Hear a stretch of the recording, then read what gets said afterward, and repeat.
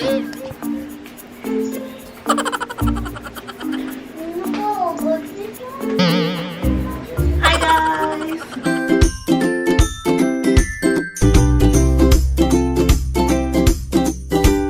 Hi guys! Welcome back to another vlog. So for today's content, ang i-vlog ni Mami Yuki sa inyo ay isang electric griller. Electric griller. Ayan. So, hi Nathan! Order po ako sa Shopee. Kasi plan ko mag-barbecue. Pero alam niyo naman, pag townhouse tayo, yung ginagamit natin pang-barbecue ay yung pang-uling-uling ba? So nakakahiya, umuusok, kumakalat, pumapasok sa mga kapitbahay. So akala nila nagpa-family vlog tayo. Opo, sumasama pa sila. Hey, excuse me muna, mag-vlog si Mami. Doon kayo, doon. Ayan, i-unbox muna natin to bago tayo magluto. Sakto, yun yung aming dinner. So, i-demo ko na din siya kung paano siya gamitin. So, once umorder kayo sa Shopee or Lazada, ganito siya darating. Nakabalot po ng ganyan. Medyo malaki siya ha. Nalakihan ako sa kanya. Akala ko maliit lang. So, nakabubble wrap po siya.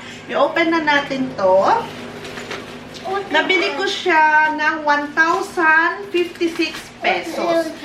Ang original price po niya ay... Okay pa. So, nabili ko siya guys ng 1,056 pesos. Tapos, nakagamit pa ako ng voucher na nakaless ako ng 40 pesos na shipping fee. Pero may binayaran pa rin akong shipping fee. Ang original price po niya ay nasa 1,250. Mana sa ganun. Wala pa namang 1,300. Ayan. So, sakto. Matatapos na ang February. Sigurado yan. March 3. Magse-sale po sila. Ayan. So, kung interesado kayong bumili, ayan, abang kayo ng March 3 para sale. So, open muna natin siya.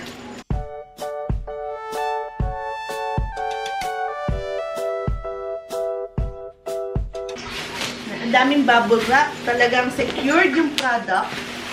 Tapos may 7 days warranty po siya. So, ayan, hinanap ko to sa bala ko bumili sana sa SM na lang, SM Department Store, pero wala. Walang available. Pero may Kiowa.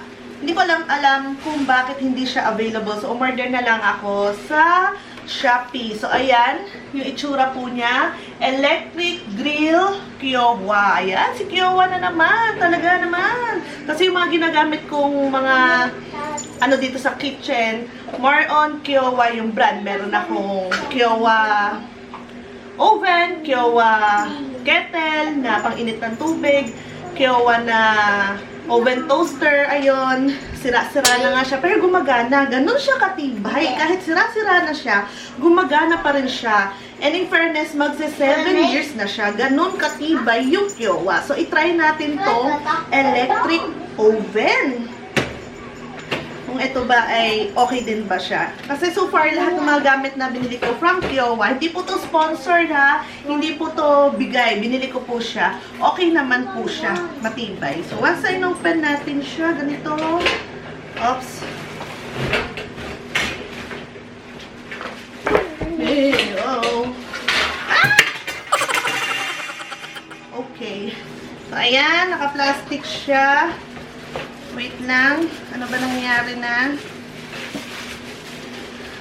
Daddy, help. Basahin mo muna itong manual para alam mo paano yung assemble. Naka-plastic. Sa kahon, wala nang kasama ibang laman. Cooks with less fat and oil. Ayan. Tapos adjustable yung temperature niya. Tapos stainless steel siya. Tapos ang maganda, pwede siyang indoor. Ayan. So, yun yung hinahanap ko, yung makapag-ihaw-ihaw tayo indoor. Ayan, so, disaksak po siya. Wait lang guys ha, i-ano ko muna. I-figure out ko kung paano gagamitin. Tapos, ito, yung kanyang griller. Sana buo siya, sana okay siya. Ito, inaangat to guys, so, ayan. Naangat siya. Kasi, pwedeng hugasan ito. Itong tray yung pagtutuluan ng mantika. So, hugasan ko muna siya. Tapos, yung pinakakatawan niya, plastic na plastic lang siya. as in, plastic. Sabi ni Daddy, hindi na masunog yan. So, tignan natin. For household use only. So, tingnan natin kung anong mangyayari. Okay? So, linisin muna namin siya. Many minutes later. So, ayan na siya, guys. Ito yung mga kasama niya. Ito yung pang, ano niya, bahay niya. Pero, plastic na plastic lang siya. Pero may kabigatan naman. Hindi naman sobrang kala mo ang gaan-gaan. Tapos, ito yung electric, init, ewan. Tapos, ito yung, pag binuksan mo, pa-power. Ito yung saksakan. Ito yung pihitan. Tapos ito, meron siyang griller. Ano ba tawag dyan? O basta ganyan. Tapos ito yung saluhan niya. Ayan. So sila ang magkakasama. So assemble na natin. So, ayan guys, bubuuin na natin siya para magamit na natin. Sana gumagana siya. Kundi patay. Wala kaming uulamin. So sakto magbabarbecue kami. So, ito na yung gamitin natin para matest natin kung okay ba siya at sulit siya. Actually, nakita ko yung ganito, pero hindi naman same brand. Hindi ko alam kung same brand kami. Sa Lapid, sa SNR. Akala ko, nag-iihaw sila ng barbecue sa uling. Nakita ko, ganito yung ihawan nila. So, napaisip ako, wow, pwede palang, mag-ihaw sa electric griller na kalasa siya ng barbecue na iniihaw sa uling. So, itry. Nakabukas na, mainit na siya guys, naka-assemble na siya. So, i-open na natin. Ayan. Naka-1 na siya. Ang bilis niyang uminit. Ayan o, ramdam ko na yung init niya. Ang bilis.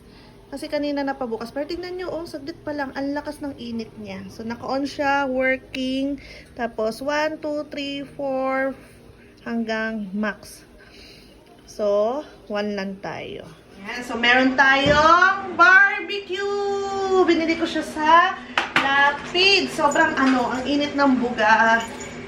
Hindi ko alam kung gumagana ba yung mga knob niya.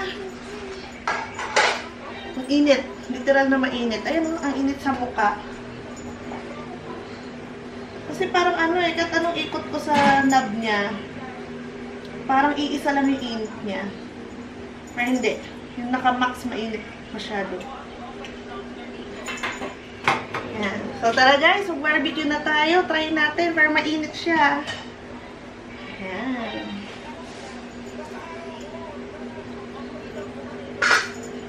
Kasi diba, pag nasa ganito ka nakatira, townhouse, ang hirap na po mag-barbecue kasi dikit-dikit kayong bahay.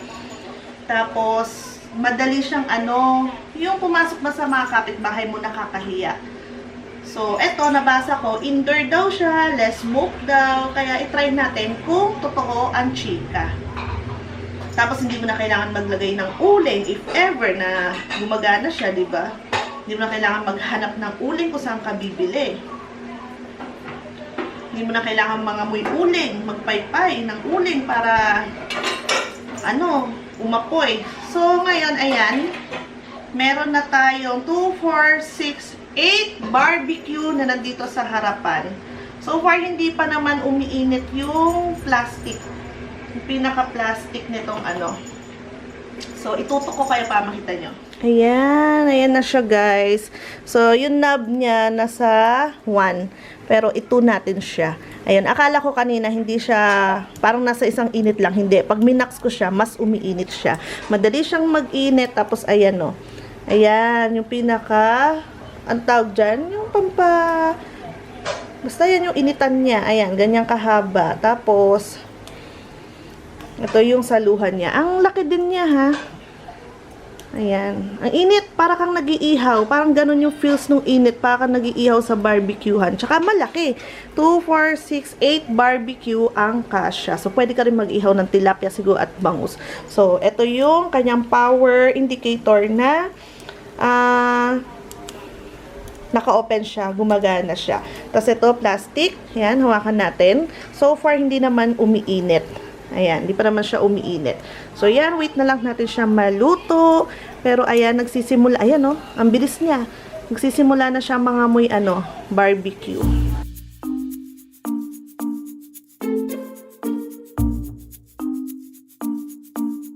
So, ayan guys, nabaligtad na natin siya para hindi siya magdikit at legit na barbecue feels. So, ayan, gumawa ako ng aking,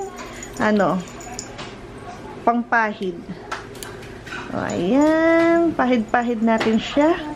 Pero parang masyadong maraming ketchup. Wait lang. So, ayan, lagyan mo muna natin siya ng ganyan para talagang barbecue kanto ang peg. Tapos, kahit may maximum level siya, guys, syempre, para maluto natin siya ng maayos. Tamang apoy lang or tamang init lang para naman maluto ng maayos at hindi tayo makasunog. Yan.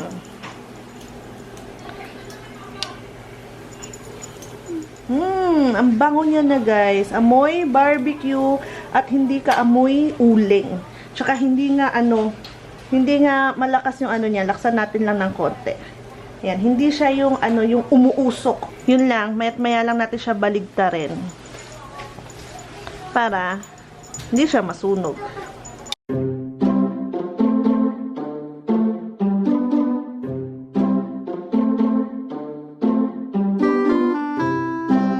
Kiyowa, baka naman.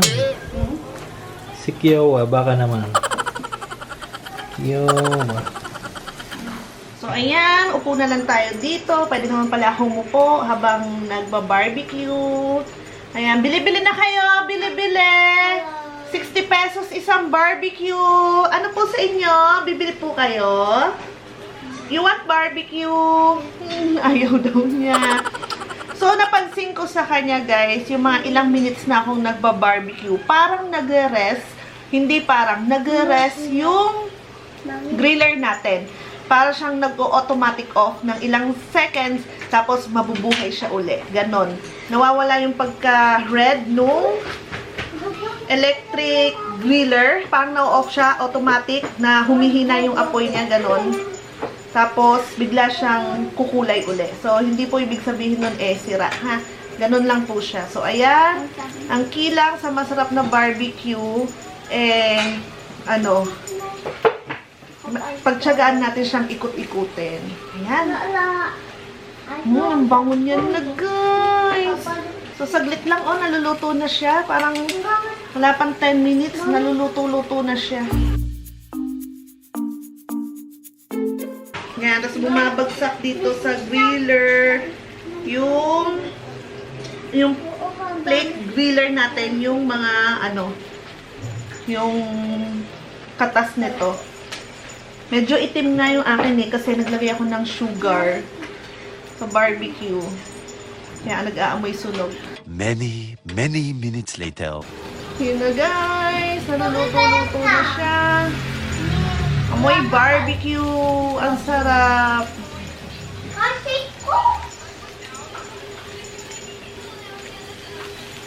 Alagaan lang talaga sa baligtad.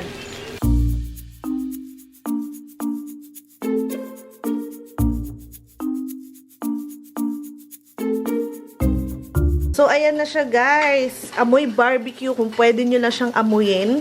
Tapos, mukha na talaga siyang barbecue, diba? And, sa nakikita nyo, hindi siya ganun kausok. May usok. Pero, less smoke nga siya. Legit. Totoo. Yung kiniklaims niya, less smoke. So, pwede tayong mag-barbecue sa loob ng bahay. Or parang hindi na tayo talaga mausukan. Siyempre, may barbecue din tayo Kung gusto nyo mag-barbecue sa labas, pwede din sa labas ng bahay nyo. At hindi na nakakahiya. Diba? Hindi na nakakahiya na uusukan nyo yung mga kapitbahay natin. So, ayan. Hinihintay ko na lang siya maluto para makapag-dinner na kami. So far, guys, may ilang minutes na tayong nag-iihaw. Wala pa naman 30 minutes, mga 20 minutes pa lang. Malapit na siyang maluto. Ganun lang kabilis. Tapos, hindi pa umiinit yung around dito na mga plastic, yung plastic stand niya. Hindi siya umiinit. Mami, the black off then. Ayan, luto na siya, guys. Pwede na natin siyang kunin. Ayan, yum. Gagawa pa ako ng suka, guys. Yun lang, yung bandang gilid, yung gilid dito na nilagay ko. Hindi pa siya luto. Parang hindi naabutan ng init. So, ayun si Daddy. Tumarget na yung kamay niya. So, titikman na yan. Iingat yan! May usok siya, guys. Parang usok ng samyupsal pag nag-ano ka. Ganon. Pero hindi siya sobrang usok na literal na nagba-barbecue na talagang kala mo kukunin ka na ng bulto. Ano, Ming? Okay lang? So, tuloy na natin pagba-barbecue. Wala pang 20 minutes, guys. Nakapagluto na tayo ng barbecue. Sarap talaga yung barbecue ng lapis. Barbecue to ng lapids, guys. Itong binabarbecue ko. Yes po. Saka po ta? Grapes? Ang anak ko. So, ayan. Papatuloy lang si Mami Yuki sa pag-iihaw. And kakain na tayo.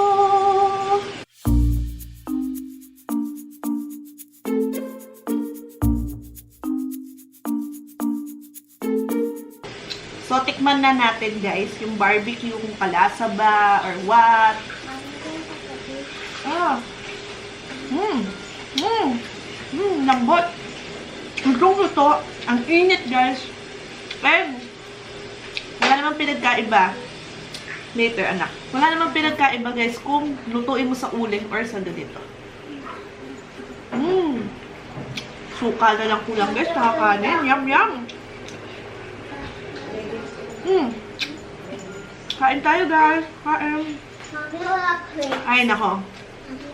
Opo. Pasensya na, guys, kung may nangungut na bata, ha. Mapapadali na yung buhay ni Mrs. Ha? Kahit si Mr. Pwede nyo na siyang utusan mag-ihaw ka doon!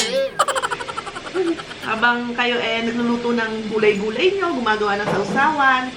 Kahit si Mr.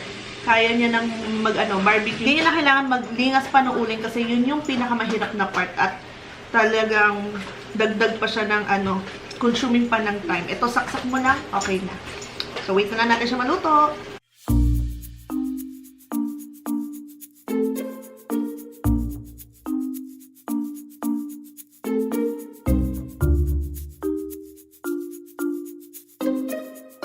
So, ayan na siya, guys. Nakita niyo ilalim niya. Ayan, o. Diyan napunta lahat, diyan sumalo. Pero hindi siya dumikit sa pinaka, yung griller na yung initan, ganyan. Lahat bumagsak sa baba. So, ayan yung ibang mantika. Kaya ganyan kaitim yan, guys, kasi yung naglagay ako ng konting sugar sa aking pamahid. Kaya ganyan. Pero kung hindi naman kayo maglalagay ng pamahid, or kayo yung healthy, ayaw nyo magpahid ng konting oil. Ako kasi pinahiran ko siya konting oil para hindi siya manuyo kasi pork to. Pero kung ayaw nyo magpahid, walang problema. Ayan. So, ganyan na po ang sitwasyon niya ngayon. Yung pinaka-loob niya. Tapos, ayan, nag-automatic off siya. Nag-ano siya, cycles off and on. Ganon. Papahinga siya, mag-rest ng konti, tapos mag-on siya ulit. Ayan. So, ito na yung mga barbecue.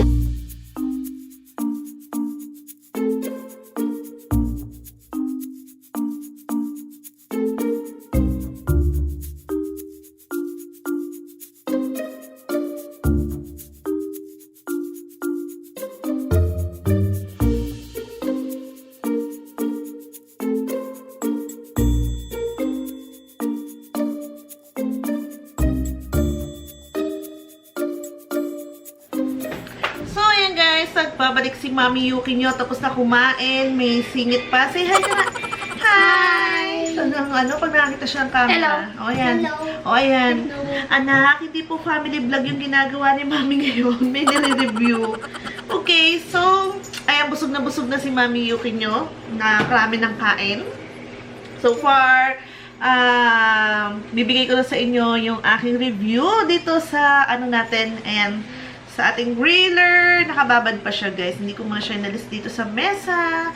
So, ngayon, eto, kanina, sobrang yucky, pero kita nyo naman, good as brand new na siya. Yucky? Sige, nandun na po muna. Doon muna. So, wala na siyang dumi-dumi. Madali po siyang linisin. Hindi kami nagkaroon ng problema ni Ate Gina. So, I'm sure, etong griller ko, ito, pinaka-ilalim na yan, maaalis din niya, matatanggal mamaya.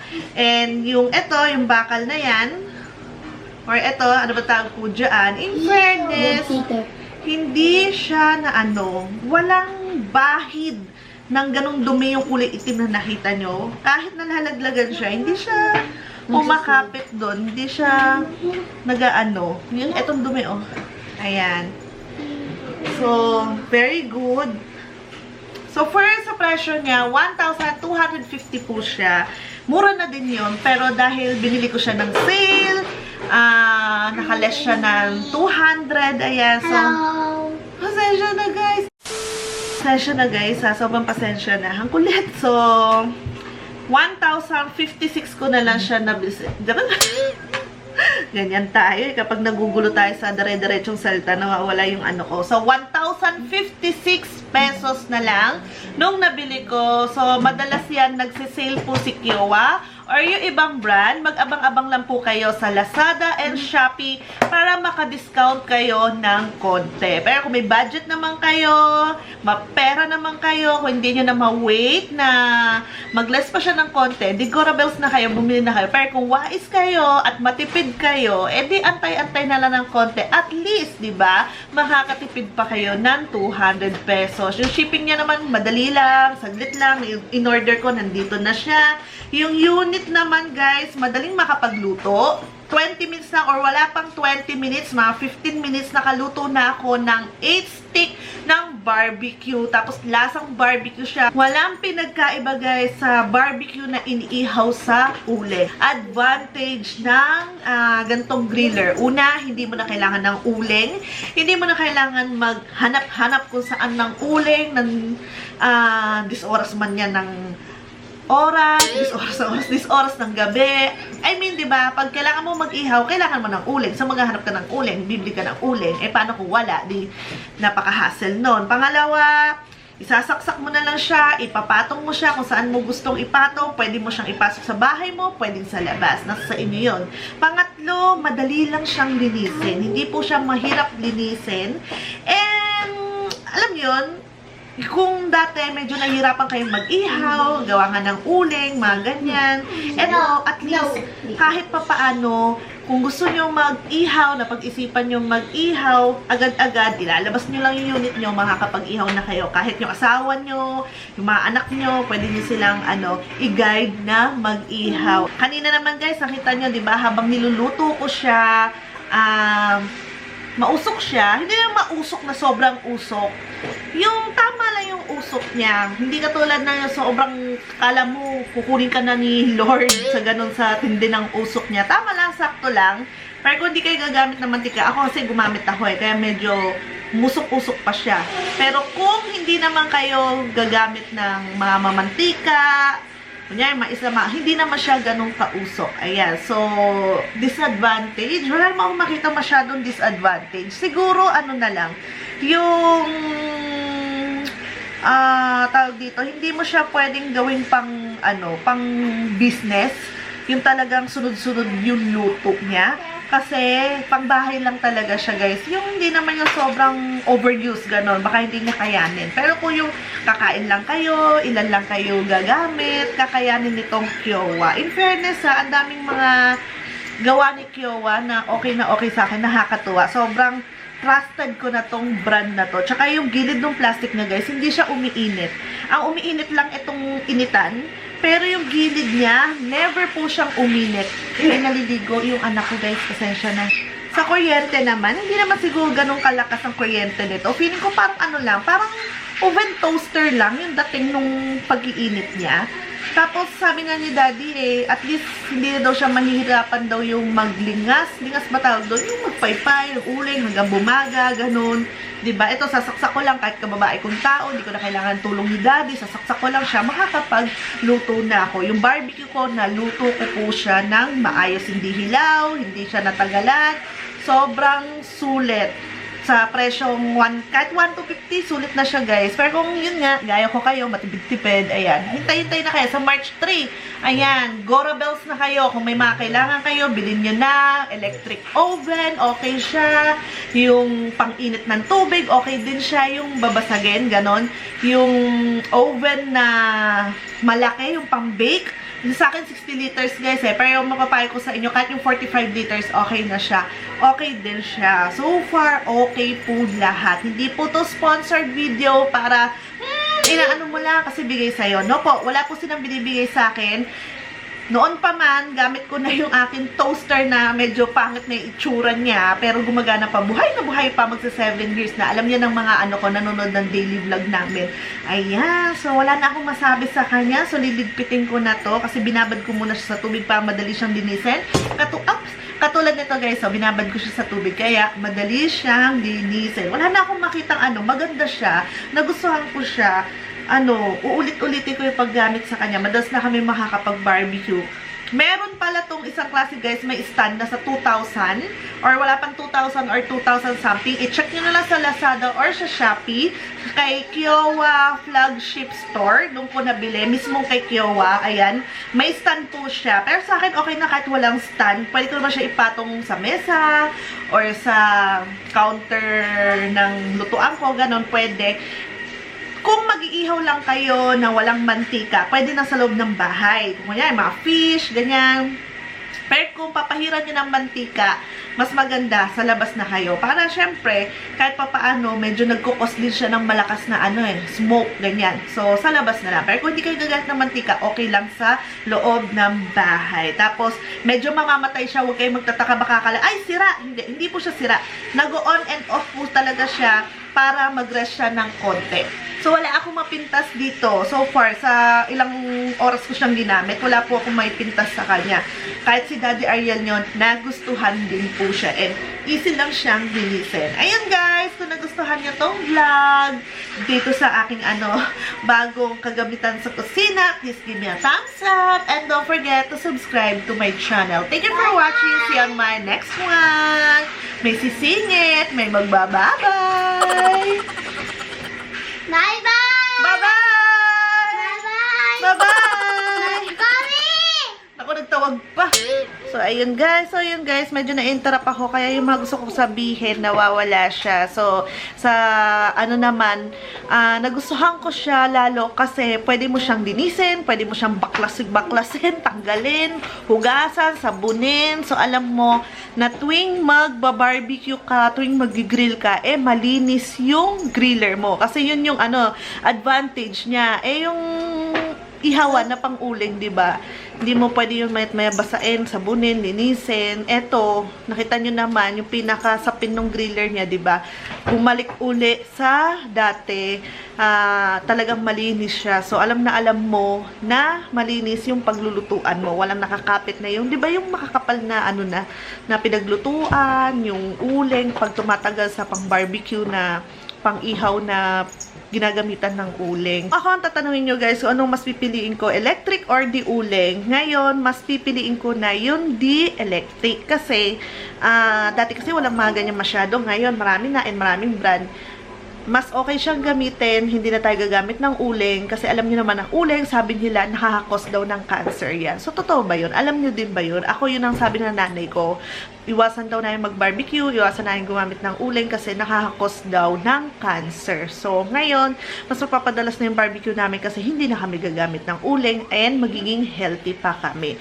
So, yun yung mga bagay na nakita ko, diferensya ng paggamit ng uling. Siyempre, yun yung kinalakihan natin, iba yung gumagamit ng uling. Pero kung may ganito naman, dito na lang tayo. Basta pang lang siya pang household, pang bahay lang, ganyan. Hindi po siya pang business. So, babalitaan ko na lang kayo sa mga vlogs namin kung hanggang kailan siya tatagal. Ayan. Thank you po. Bye!